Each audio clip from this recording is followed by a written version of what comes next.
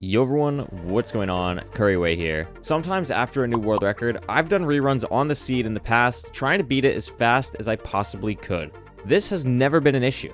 I consider myself a pretty good speedrunner. I've had a few world records of my own, you know. And usually there's something about the run that's slightly unoptimized where I can save a lot of time, especially knowing where everything is. And Xylonox's new 7-minute and 45-second world record, that just doesn't exist anymore. So in between showing you why it was so hard for me to try and beat his time, Xylonox was kind enough to let me interview him for this video, where he's going to talk about the run, what he thinks of himself as a runner, and so much more. Think of this video as like a hardcore 100 days type video, but instead of Minecraft days, it's just me resetting because I'm bad at the video game. Sound good? Let's jump into it. So before attempt 1 even happened, I had to scout out the seed to figure out what the heck I was going to do. The seed is pretty linear, so I had a pretty good expectation of what I was going to do. Obviously, I was going to enter the same way, grab the buried treasure, enter in the ravine, and then the only thing that I thought that I was going to do differently was do a top-down housing route compared to Xylonox's manhunt housing. The reason I would do top-down instead of normal manhunt here is because that's just easier to access from where I'm coming in, and I already know what the chests all have, obsidian and string-wise, and the only chest that I really need to grab is the double chest at the bottom where I'm going to be trading with the gold anyway for the piglin. Other than that, we're going to leave pretty much the same way, just through the back of the housing in a slightly different spot, head to the fortress, and then just go to the portal room cords in the stronghold, which took me a bit to find. We're not going to be able to get our portal cords exactly where we want because that's kind of difficult to do, especially with no terrain here. So we kind of just have to work with what we're given. So we're going to be spawning most likely directly under the portal room, which is just a quick dig up into the portal room, and then we're in the end. Afterwards, I thought I was going to be zero cycling a lot on this seed because it would give me a more consistent end. So I actually practiced the zero cycle on this specific end dimension for a long time. Probably about a half an hour just on this one tower, and it was great. I'm glad I practiced it. I got better at zero cycle for it, but I actually never used this tower and I never zero cycled because with the way that this goes, like, I have to just leave when I get 4 explosives to even be on any type of pace. It's very rare that I'm going to have all the pearls I need, all the obsidian, all the string that I need for a zero cycle when I'm trying to leave as fast as I am from the bastion. With all that out of the way, why don't we get into the first couple of attempts of this challenge, and then we'll throw it to the Xylonox interview. On attempt 1, when I normally do set seed speedruns, I take a bit more time, go a little bit slower, and kind of get my feel for the seed actually playing it in survival. The thing that I have to worry about the most in the overworld is where am I going to put the TNT for the most optimal spot for wood and just blocks in general. You'll see right here, I only get 8 logs of wood. I end up getting significantly more in the later runs, which actually helps because technically zero cycling with only 8 wood logs here, if I want to make a boat, doors for making the portal, it's just not enough. And it's actually one of the reasons I'll reset a lot of runs in the future is because my TNT placement is wrong or I just mess something up and don't get as much wood as I need to get. But the run killer actually on run number 1 was just me not being able to figure out this portal right off the jump. I had never done one of these 2x1 portals while standing on magma, and that really broke my brain. On the second attempt, I was actually able to enter the nether. The only catch was, even though I knew everything about the seed, I was still entering here 20 seconds slower than Xylonox did in the world record. I was able to at least play out a little bit of the nether, so I was happy about that, but I wasn't able to get enough explosive trades from the piglins fast enough, and because of that, this run was reset. Attempt 3 was actually really simple. I just hated this chest looting and didn't want to deal with it, so on to attempt 4. Attempt 4 was even more picky. I didn't like my spawn, and I didn't want to deal with it and waste like 3 seconds when I can just reset for a faster spawn here. It sounds silly, but when I'm trying to compete with Xylonox, I need all the time that I can get. So to prove that point, I reset attempt 5 the same exact way. Attempt 6 was an interesting one. See if you can figure out why I reset.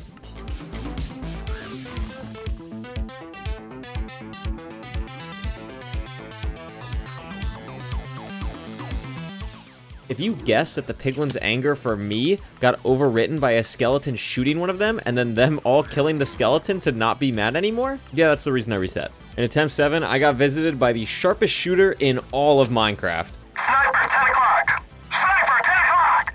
Sniper, 10 o'clock! And then in attempt 8, I forgot how to loot a buried treasure chest again.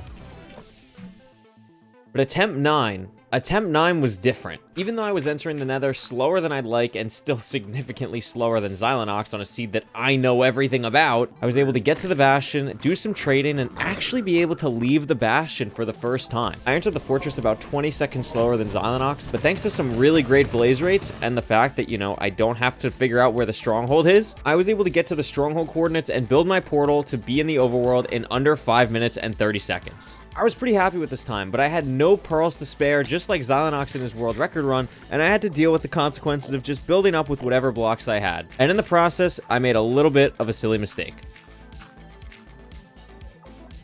And to wrap up the first 10 attempts, here's some absolutely god tier movement from yours truly.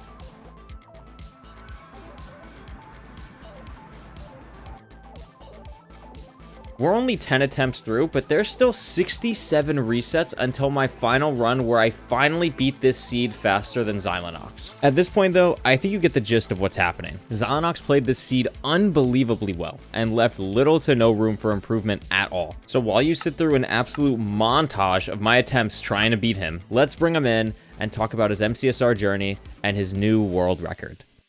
Do you feel like you're part of this like upper echelon of like 3 to 5 or 6 other people that are just like absolute menaces of the game, or do you think that you're not as good as you think you are, or like where's your thought process in like how good you consider yourself as a runner? I think I'm up there with that group, that 4 or 5 people you're talking about. I think the only thing that can really set me apart is the time played between me and other runners. No, I definitely don't think I'm in like my own tier. That run was definitely just one of a kind. Yeah. Because it's like I went 6 for 6. I mean, I lost a rod, so I had to kill some more blazes. Like I went 6 for 6, instant trades. Like it was one of those things where I'm in the flow state, I get a god seed, and all the luck lines up, and just to make that one of a kind run. How early on did you realize, like, okay, this is sick? Was it when you saw the 2 structures, or was it like when you were leaving the bastion? Because like for me, when I rewatched the run, like I could tell you were nervous when you did, and correct me if I'm wrong, but when you did the 2 TNTs and missed the light, like that's when I was like, okay, he's nervous. He realized it's a good run. Like, is that kind of where it hit you too? Yeah, that's definitely when I was like totally zoned in. Like usually getting zoned in during a run, that's like when you're blinding and measuring eyes, because that's like the exciting part, right? You're like seeing how far it is, like this is where the pace is really decided. But no, I was locked in at the spawner. Like I was just not looking at chat the whole run. Do you still get to the point as a runner where you're like, oh shoot, this is a 109 enter, like this could be it? No. I get a 10x enter, it's like, oh, that's nice. I get a bit of dopamine, it's like, yeah, that's nice. Was there a moment that kind of reinvigorated your grind for world record more recently? Like, how did the process go into getting this one? Obviously, you couldn't have known you were going to get it, but like, you know, I would say anyone really thinking about it would say that you and Silver were the top 2 people to get a world record after Dugiles. So what was your thought process into getting into this more recent grind? Honestly, I think a lot of it was talking to Silver and watching other runners, because people like Silver looked at speedrunning in a very analytical way a while ago and still does, and it just helps.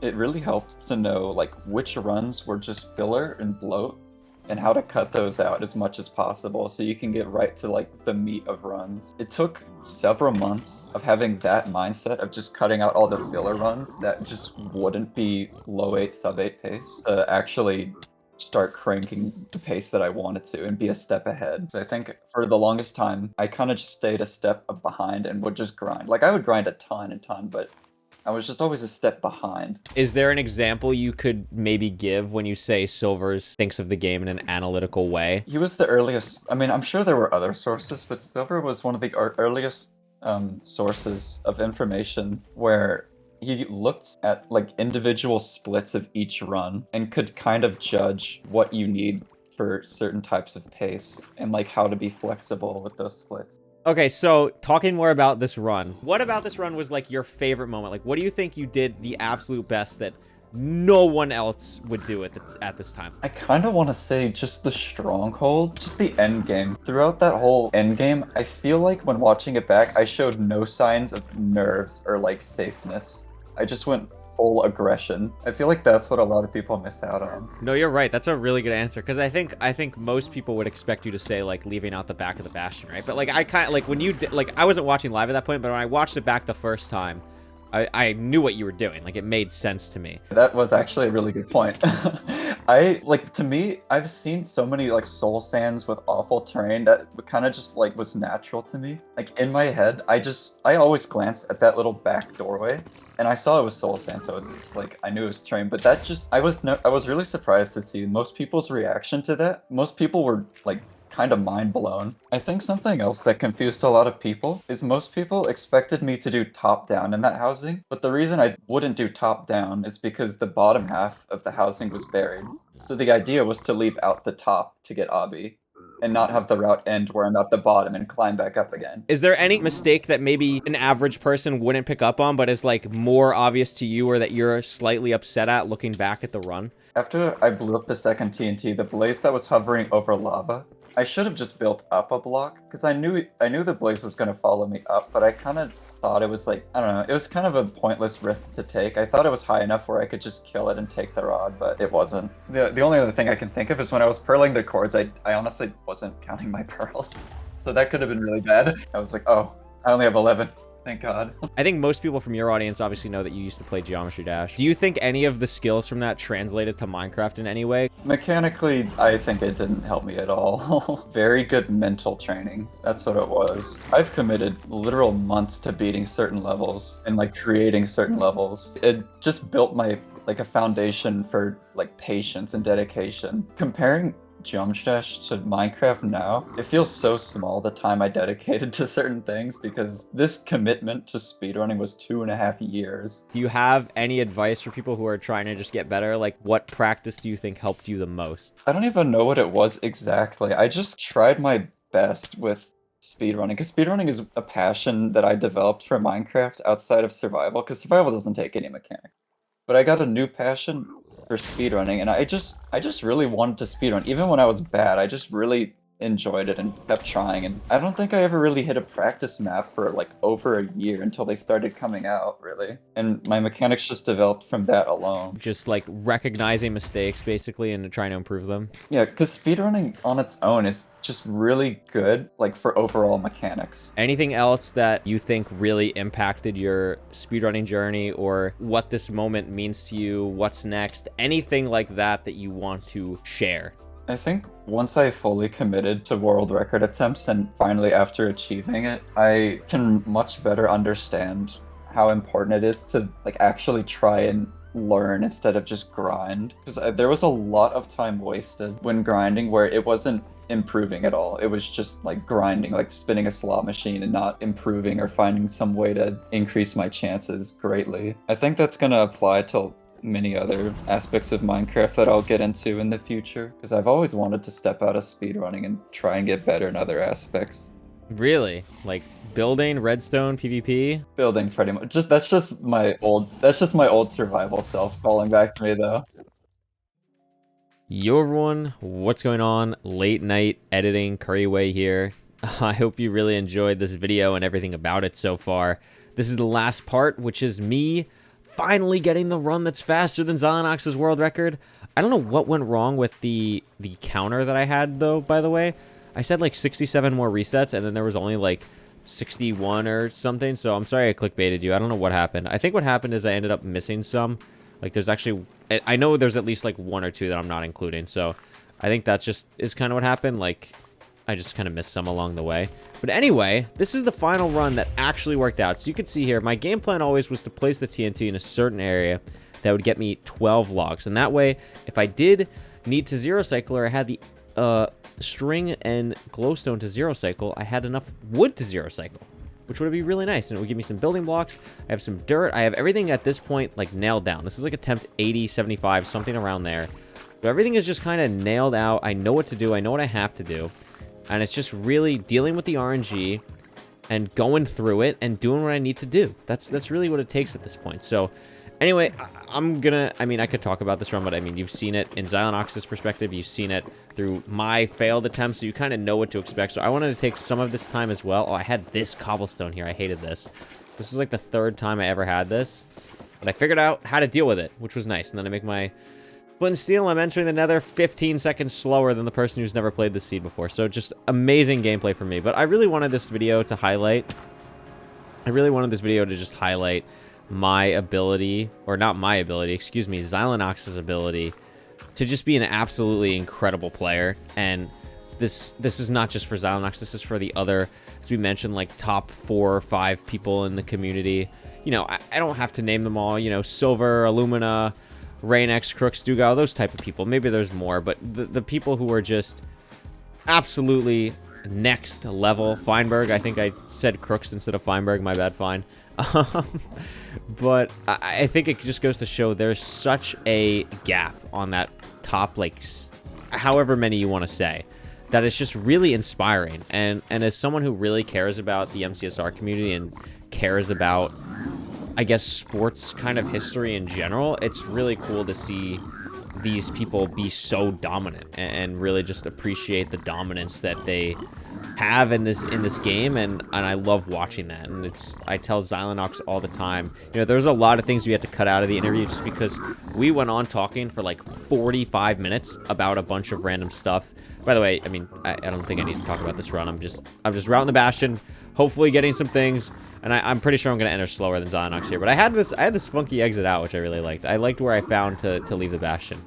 But like I was saying, yeah, me and Xylinox talked for a good 45 minutes, and we talked about a lot of things. And there's a couple things I wish I could have added, but I think the thing is, one of the things I told him was, you know, when I watch you play, like, I joke about it, but if I'm in a call with, like, my girlfriend and it's late at night and I'm just watching streams and I turn on you, Xylinox or Feinberg or anyone, it's like watching, like, prime Babe Ruth.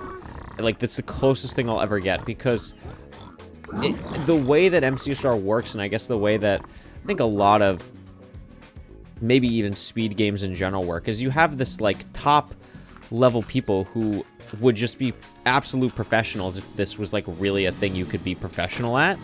Like, it's just insane. Like, the amount of time that these people put in to be good is just awesome, and I try to really respect that as much as I can, and I hope this video did a good job showcasing that. That was what the end goal of this was. This video took an insane amount of time to edit as well. Like, an insane amount of time. I'm recording this at 10:30 at night on a Friday, and I think this video is probably going to go up on Monday, maybe Sunday, we'll see. But basically, this video took like a week to just edit the gameplay stuff. That's not even counting the attempts that I did, which took like 4 or 5 hours. Like, just a lot of time went into this video. So if you have feedback or anything at all, I would love to hear about it. I'm really trying to take YouTube more seriously again. I've been really enjoying making this YouTube content, and I hope you've been enjoying it as well. Oh, this was sick. I clutched up. I knew where I had to go. I knew what blocks I had, and I was able to just still land on the ledge, which was really nice. This blaze was annoying, but we were able to clutch it up.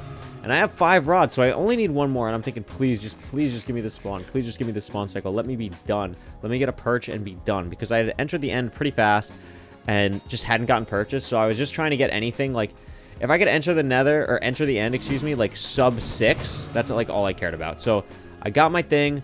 I throw this nasty pearl. I got so good at these pearls. Like, I threw the pearl basically right on the cords almost every time. Like, this is off by like 3 blocks. Insane. I started getting really good at that pearl throw, which I like, because I take a lot of pride in my pearl throws. I also got better at this portal from doing this, which was nice. This is just good practice. I mean, it's just good practice overall doing set seeds. And then we're going to enter the nether here, or enter the end here in a second. But yeah, I'll let the run play out when we get to the end as well. But basically, just want to gauge your thoughts on like the channel right now. I feel like if you're watching this late into the video, you actually really enjoy me for me, which I personally really appreciate. Like, thank you so much. And I'd love to hear other video suggestions you might have, any other content ideas you may have wanted to see. I still have a lot that I want to do. A little sneak peek for you. I do want to do a hardcore video. Not like a series, like a speedrun in hardcore with a set seed that I want to try and do. I also have some other stream-related content coming up. Obviously, I'm sure a lot of you know that I'm trying to do 100,000 no reset runs. I want to try and do like a monthly-ish recap of the last 100 seeds or so, however long it takes me to get 100 seeds, and kind of have those go on the YouTube channel, just as kind of like a time capsule thing. You know, like, I hope they do good, but I also just kind of want them for myself. If you haven't checked out the VODs channel, that's always linked in the description. I have VODs for basically every single stream that I've done so far of 100K. It's a little bit behind probably at the time of this recording, but my goal is to put them all on there. There's also some really cool events coming up. I've done a lot of cool stuff recently. I won an X Games gold medal, which was really cool. By the time this goes out, I would have done a stream with RecRap about speedrunning and getting to know each other a bit better. So just really awesome content stuff all around the board that I'm trying to work on, and hope that you all appreciate and enjoy. And with that all being said, this dragon is about to perch soon. So I guess I'll end this with, tell me about your day. Just, if you watch this long into the video, let me know by telling me about your day. Anything cool that happened, anything cool that you're working on, anything at all. But like I said, this dragon is finally gonna perch soon. An incredible run by me, new world record, 7, whatever it ends up being, I'm not gonna spoil it. Incredible world record for me, totally real, and did not take 80 attempts. I hope you appreciate the best Minecraft speedrunners more, and enjoy the 1 second.